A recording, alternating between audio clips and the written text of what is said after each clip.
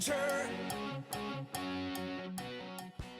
Actually, I am a student in town, and I just looked it up on the maps, and I called around. I went to a few shops before Seeburg because they needed the job done very soon, and everyone said that it was going to take far too long.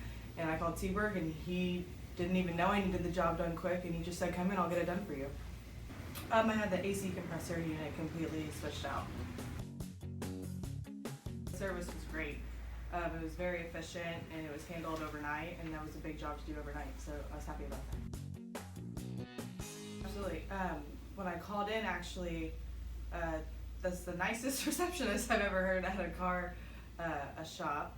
And then when I came in, I was really happy with the service, and everyone was so kind to me, and it's hard to find good automotive service on top of good customer service, especially being like a young woman. I've definitely been mistreated before, and that was not the case at Seeburg. Seeburg Service Center.